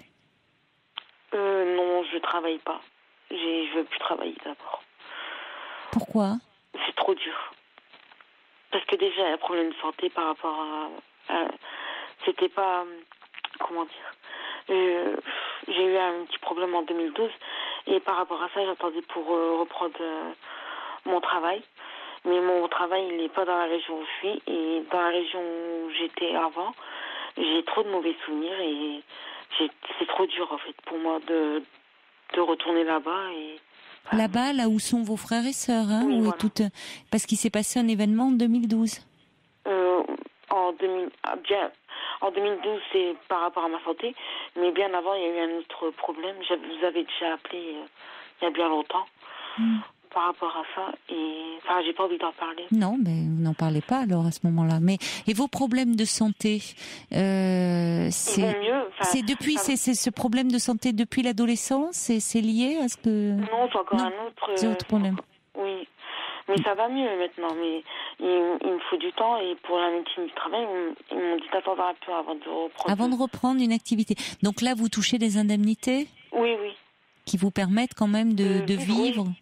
Oui, bien sûr. C'est la médecine du travail qui a pris le relais, là. Oui. Et qui vous conseille encore un peu de temps. Oui, donc là, en plus, comme vu ce qui vient de se passer, vous ne vous sentez pas en plus en état, moralement? Non. Bon, vous pouvez écouter la médecine du travail. En général, et c'est ça. S'ils vous disent que aussi vous pouvez prendre ce temps, vous pouvez vous l'accorder. Vous êtes un peu soutenu là, justement, par rapport à ce que vous me dites, cet événement que vous avez traversé, ces problèmes de santé. Est-ce que vous avez un lieu pour pouvoir en parler? Non. J'avais déjà vu un psy. Ça s'est mal passé en fait. Avec ce psy? Oui. Dès la première fois, ça s'est mal passé? Oui. Pourquoi vous trouviez qu'il n'était pas qu'il vous comprenait pas, qu'il n'était pas à l'écoute? Pas trop. Ce qu'il a voulu faire, c'est me donner des médicaments, et moi, je veux pas prendre des médicaments. D'accord, oui. Vous lui avez dit que vous veniez chercher avant tout une écoute? Bah oui, c'est ce que je lui ai expliqué. Mais c'était à sens unique et après, je vais pas critiquer tous les psys. Hein. Non, mais vous avez bien fait d'arrêter si vous vous sentiez pas bien. Mais peut-être qu'à ce moment-là, vous pourriez peut-être voir quelqu'un d'autre, parce que comme vous dites, vous avez raison. On dit, faut trouver la personne qui vous correspondra à vous, qui vous sentirez bien. Parce que finalement, là, vous êtes assez isolé. C'est du fait que vous n'avez pas de travail. Le travail permet d'avoir un peu quand même une vie sociale, de rencontrer des gens. Là, finalement, comment se passent vos journées? Franchement, elles sont pas belles. Pas très bien en ce moment. Non. Vous dormez beaucoup? Non, j'ai peur de dormir parce que ma hantise, c'est de me réveiller puis de me dire qu'en fait, c'est comme un cauchemar. Oui, vous êtes angoissée, c'est ça, comme si la mort de votre sœur, c'était un cauchemar. Oui, voilà, je me dis que c'est pas possible alors quand même, que je vais la revoir, que je vais l'appeler. Mais en fait, non, j'ai peur de dormir par rapport à ça. Donc vous dormez pas bien en ce moment? Non. Vous dormez un peu mieux la journée peut-être? C'est la journée que vous dormez plus que la nuit? La journée, oui, mais c'est pas, ça va être 1 heure, une demi-heure, pas beaucoup. Oui, mais vous allez vous épuiser comme ça. Oui, j'entends bien. J'ai plus le goût à rien, en fait. J'ai plus le goût de manger, j'ai plus le goût de dormir. Vous avez du mal à manger, là, en ce moment? Oui. Depuis le décès de votre sœur? Oui. J'arrive plus à... Vous avez perdu du poids, là, ou pas? 5 kilos. Combien? 5 kilos. 5 kilos depuis un mois? Oui. Oui, il faut faire attention quand même c'est beaucoup déjà en un mois. Oui, c'est beaucoup. Donc de pas en perdre davantage, parce que ça va vous fatiguer aussi, ça. Vous avez un médecin traitant, un médecin généraliste? Oui, j'en ai un. Vous l'avez vu, là, depuis? Il sait ce que vous traversez? Comme j'étais à l'étranger pour l'enterrement de ma sœur, oui. J'ai pas eu le temps de l'appeler pour prendre rendez-vous. Déjà, ça a été horrible d'aller là-bas. Ici, en France, quand je suis partie dans mon pays d'origine. Oui. Puis le fait de revenir, c'était encore... en fait, c'est plusieurs étapes très dures. Donc vous n'avez pas eu le temps de voir votre médecin, là? Non, mais je vais aller cette semaine. Oui. Avec lui, vous vous sentez bien? Vous avez une relation? Oui, je m'entends bien avec lui. Alors, déjà, c'est important pour qu'il puisse... il vous connaît bien, que vous puissiez lui parler, qu'il fasse un peu le point avec vous, voire peut-être vous donner un petit traitement pour un peu, vous remonter, parce qu'il est important quand même que vous ne maigrissiez pas trop, que vous perdiez un peu le sommeil et l'appétit quand on est en plein deuil, c'est courant. Mais le problème, c'est que vous êtes en plus très isolé là. Est-ce que ça vous ferait du bien d'être un peu entouré, vous, en ce moment, par quelqu'un, pas de votre famille, ou est-ce qu'il y a, ou vos parents, ou est-ce que ça... Mes parents sont pas là. Ma famille, franchement, j'ai pas envie. Vous n'avez pas envie? Vous êtes avec vos autres frères et sœurs, et vous n'avez pas la même du tout. Je parle au téléphone, mais d'aller. Oui, d'être chez eux, vous vous sentiriez pas forcément bien. Ils m'ont proposé, mais. Ils vous l'ont proposé quand même. Oui, mais j'ai vécu une mauvaise expérience quand on est parti à l'enterrement, quand on est parti dans notre pays d'origine. Donc ça m'a refroidi et celle que j'aimais le plus au monde, elle n'est plus là. Elle parlait avec vous justement vous parliez vous confiez à elle, puisque vous dites de votre vie, peut-être de vos projets, qu'est-ce qu'elle vous disait, votre sœur, par rapport dans tout ce que je voulais faire, elle m'encourageait. C'est ça, elle était toujours, elle vous portait beaucoup. Oui, voilà. Oui, elle portait pas de jugement, Non, du tout. Elle vous encourageait dans quoi, par exemple? À tous mes projets, par exemple. Je disais, quels sont-ils, vos projets? quand j'allais reprendre mon travail. Elle m'encourageait aussi à rencontrer quelqu'un. Oui. Elle me disait que les hommes, ils n'étaient pas tous pareils. Oui. Que...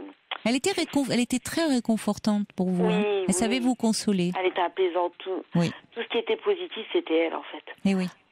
Oui, elle vous consolait de beaucoup de choses. Elle était toujours... C'était comme une deuxième mère. Mais oui.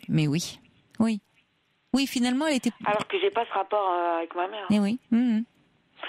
Bon, ma mère, je l'aime beaucoup. Elle m'aime beaucoup. Ça n'empêche pas. Gentille. Non, mais elle vous apaise pas de la même façon, peut-être. Elle sait pas, en tout cas, avec vous, elle sait pas vous apaiser de la même façon que le faisait votre sœur. Non.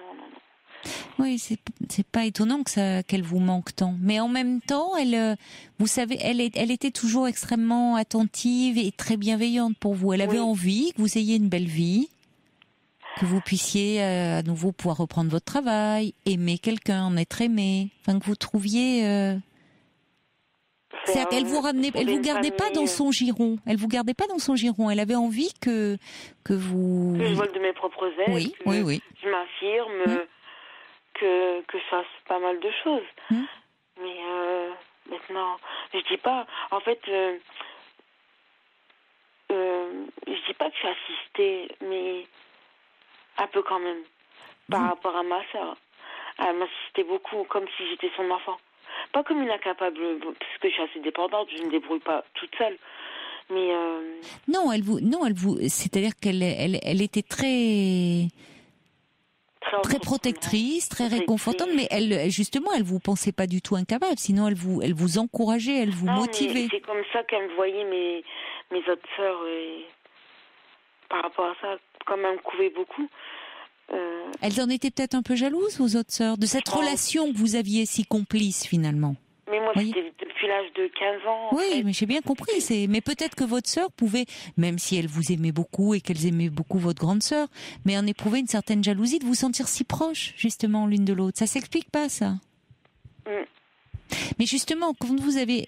Là, il est normal que vous soyez très désemparés et dans un immense chagrin. Elle vous manque terriblement, forcément. Mais tout ce qu'elle vous transmet, vous savez qu'elle voulait le meilleur pour vous. Que vous soyez heureuse, vous, dans votre vie. Ça va aussi, vous allez voir, vous porter un moment. Ça peut être un moteur aussi. Elle veillait sur vous. Et c'est pas parce qu'elle est plus là que ça s'arrête, ça.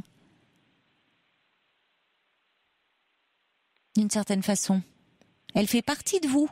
Ce que vous êtes, elle est, voyez, vous me parlez d'elle, elle est très présente quand vous m'en parlez. Tout n'a pas disparu avec elle. En tout cas, certainement pas l'amour que vous portiez. Non. Ça, c'est pas la mort qui peut l'effacer. Toute ma vie, je l'aimerais de toute façon. Bah, bien sûr, oui. Et ça n'efface pas tout. Effectivement, la personne n'est plus là. Mais tout ce qui vous unit, tout ce lien, tout ce qu'elle vous a apporté, ça reste très présent en vous. C'est ce que dit Osiris. La mémoire de votre sœur, tout ce que vous avez vécu, ça fait que elle est présente en vous. Pour le moment, vous n'êtes que dans le manque. Qu'elle est plus là, vous pouvez plus l'appeler, vous pouvez plus la toucher. Mais vous allez voir que petit à petit, vous allez vous rendre compte que elle est là d'une autre façon. On va accueillir Swan qui vous écoute attentivement depuis un moment et qui a eu envie d'appeler comme ça, qui est avec nous là 1h50 au 39 21. Bonsoir Swan. Bonsoir Caroline. Bonsoir. Oh là là, je tremble. Ah bon, parce que ça vous émeut beaucoup, je crois, ce que dit Lila oui, quand elle parle de sa sœur. Bon voilà, moi c'est pareil, j'ai perdu ma sœur il y a 40 jours, voilà, c'est tout frais. Oui. Et puis elle vivait à l'étranger, elle vivait aux États-Unis, et puis malheureusement je suis arrivée 30 secondes avant, je suis rentrée dans la chambre de l'hôpital et 30 secondes après un regard et elle est partie, voilà. Donc ça retentit évidemment, mais c'est pas tellement pour parler évidemment quand on perd un être cher, c'est très douloureux, mais la sœur, alors là, parce que j'ai perdu mes parents. Oui.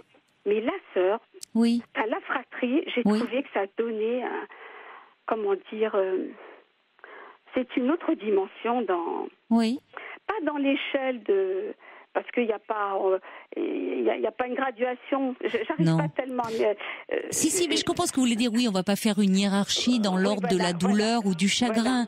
Mais j'entends ce que vous dites, qu'il y a quelque chose d'une singularité de ce deuil-là. Oui. D'un frère ou d'une sœur. Oui, dans les relations de fratrie, oui. Et bon, j'avais pas 10 ans d'écart, on avait 4 ans d'écart. Et c'était votre grande sœur? Oui, donc vous étiez particulièrement... 4 ans de plus, 4 ans, mais on a fait tellement de choses ensemble. Et 30 ans qu'elle vivait aux États-Unis, on s'appelait toutes les semaines. Voilà, c'était un rituel, voilà. Et ça me manque. Voilà. Ben oui. Mais d'autant plus parce qu'on voit ce qui vous unit l'une et l'autre, là, Lila et Swan, c'est cette si grande proximité que vous aviez, ce qui n'est pas toujours le cas, y compris dans une fratrie. Là, on voit bien à quel point vous étiez liés entre vous, Lila, qui dit que c'était plusieurs appels par jour. Vous, Swan, elle était aux États-Unis, mais c'est quand même une fois par semaine. Ça ponctuait votre vie. Et ça manque terriblement quand il y a l'absence et ces repères. C'était des repères à tous les points de vue dans votre existence à toutes les deux. Il y avait ce rendez-vous. Il y avait ce rendez-vous et puis je ressentais tellement les choses à distance quand parfois le sommeil n'arrivait pas. Évidemment, je vous écoutais. Oui. Et puis je laisse passer le témoignage et après j'appelle la sœur. Puis je lui parlais de votre émission. Oui, parce qu'en plus avec le décalage horaire, vous pouviez. On peut facilement, oui. Ça avait cet avantage. Oui. Et puis voilà, mais bon, faut qu'elle sache, Lila. Bon, elle vous écoute, vous pouvez vous adresser à elle parce qu'elle est là, elle vous écoute, hein, Lila. Bon, moi je suis plus âgée, j'ai perdu mes parents. Bon, c'est la vie, c'est comme ça. Mais comme vous l'avez si bien dit, bon, moi, il n'y a pas une journée où je parle pas d'elle ou même je dis oh là là, si elle me voyait dire ça, faire ça. Bon, voilà, et puis on s'engueulait beaucoup, mais on s'aimait beaucoup. Oui, vous gardiez finalement comme les relations quand vous étiez petite, où il devait y avoir beaucoup de... Vous étiez très proches, c'était un peu un modèle, et puis en même temps, ça peut être exaspérant. Vous avez gardé adulte ce type de relation? Oui, mais ça part jamais, ça, hein. Ça part jamais. Non, enfin c'est vrai que ça reste même en filigrane, parfois d'ailleurs dans des rivalités ou dans des rancœurs. Il y a quelque chose de l'enfance, ça nous colle au talon, tout ça, l'enfance, vraiment. Mais bon, Lila, en tous les cas, moi j'avais envie de lui dire. Oui, puis pardon, je reviendrai après là-dessus. J'ai cru comprendre. Enfin, il me semble qu'on doit certainement être de la même origine. Mais bon, oui. Je pense, j'ai deviné un peu. Oui, elle nous a dit qu'elle est revenue. Vous nous avez dit, Lila, dans votre pays. Ma sœur aussi, on l'a enterrée dans le pays, son pays natal. Oui, le pays natal. Voilà, c'était sa volonté, bien sûr. Mais c'était vous voulez l'Algérie. Oui, bien sûr que vous pouvez le dire. Pourquoi vous le cacheriez? Oui, l'Algérie, non, pourquoi je soulignais ça, c'est parce que il y a un rapport à la famille qui est très fort. Et les rapports entre les parents, puis les frères et sœurs, et puis les cousins, et puis donc quand il y a des événements marquants comme ça dans la vie, que ce soit une naissance, un décès, enfin, ça prend des proportions. Les événements de la vie comme ça sont, je pense, dans ces pays-là, très importants. Ce qui fait que quand il y a un événement qui arrive comme ça prend une autre dimension.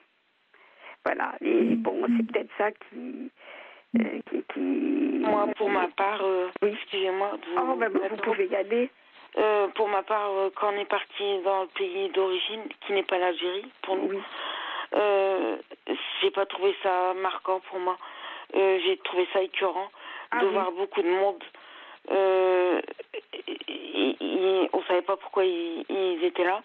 Moi, je les connaissais pas particulièrement, tous ceux qui étaient venus à la maison. Vous n'y avez jamais vécu, vous dites votre pays d'origine, mais qui n'est pas le vôtre finalement. On vous sent assez éloigné, non, Lila? J'y ai été, mais en vacances. Oui, c'est ça, c'est pas finalement. Moi, je suis pas née, moi non plus. Moi, je suis pas née. Mais on sent de la colère là, quand vous dites Lila. Enfin, il y a quelque chose où finalement des gens qui étaient là, vous vous demandiez pourquoi ils étaient là. Ils n'étaient pas forcément proches, mais il fallait être là. À un moment, on oubliait pourquoi on était venus.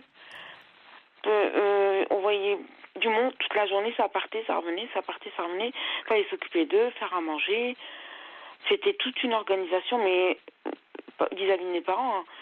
Non, oui, alors vous auriez aimé qu'on s'occupe de vous, vous étiez perdu totalement, et pas dans il y a un rituel aussi, c'est ce que vous disiez, Swan, il y a tout un rituel où les visites qui peuvent être pesantes, mais quand on est très éprouvé, il y en a qui effectivement, quand la filiation est plus éloignée, sont beaucoup moins éprouvés. Oui, c'est ça. Et puis et c'est vrai que moi c'est pareil. Hein, j'ai peut-être été 3 fois dans ma vie. Non, c'est pas. Mais quand il y a un décès, c'est vrai qu'il y a beaucoup de monde. Mais ça aide aussi. Oui, alors, ça peut aider. Je suis d'accord. Ça dépend des relations après qu'elle a eues avec la famille. Mais ça aide, énormément. Oui, parce que on en parlait justement avec Yvette cette semaine, qui avait perdu son mari. Je l'embrasse d'ailleurs, Yvette, si elle nous écoute. Je trouve qu'aujourd'hui, parfois, c'est ça, on est trop isolé. Ou alors il y a le moment des obsèques où là tout le monde est là, mais après tout le monde repart parce qu'on a des vies comme ça un peu éparpillées, et puis la personne elle reste avec son chagrin, sa peine, et on manque d'entourage. Alors parfois il y a du trop, parce qu'effectivement, comme vous le dites Lila, pour votre maman ça a dû être fatigant, et peut-être elle-même était dans sa peine, mais parfois aussi ça, le fait de savoir qu'on est nombreux à pouvoir aussi partager son chagrin, l'évoquer, même s'il y a le chagrin, quand on l'éprouve, comme il y a des moments où c'est indicible, on peut pas le partager. J'entends aussi ce que vous dites, Lila, c'est-à-dire qu'il y a des choses qu'on ne peut pas partager quand on est aussi affecté que vous l'êtes. Avec mes parents, mes frères et sœurs, ça allait parce qu'on comprenait les douleurs, mais les autres non, ils étaient là. En tant que spectateur, pour moi, c'est vous le viviez comme tel, en tout cas. Oui, voilà, c'est parce que vous sentiez... C'est des grandes familles, mais on les connaît pas trop. C'est ça. Donc, oui, vous demandiez, mais parce que il y a aussi, comme vous le disiez, Swan, cette notion de famille, où il faut être là. C'est un peu particulier, parce que c'est très particulier. Oui, c'est particulier. Bon, mais je sais pas... moi, c'est pas une question de pays, mais dans tous les obsèques, on se dit qu'est-ce qu'ils font là. Bon, ils viennent, vous savez, même en province, il y a des gens, ils font les avis d'obsèques pour aller aux enterrements. C'est une sortie aussi. Oui, c'est vrai. C'est malheureux, mais c'est un peu comme ça. Je pense qu'il y a peut-être des petites histoires de famille, je ne sais pas. Oui, certainement.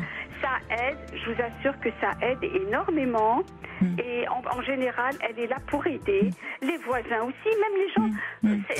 Il va falloir qu'on se quitte. Merci beaucoup, Swan, d'avoir appelé, d'avoir apporté comme ça de votre énergie. Mais moi aussi.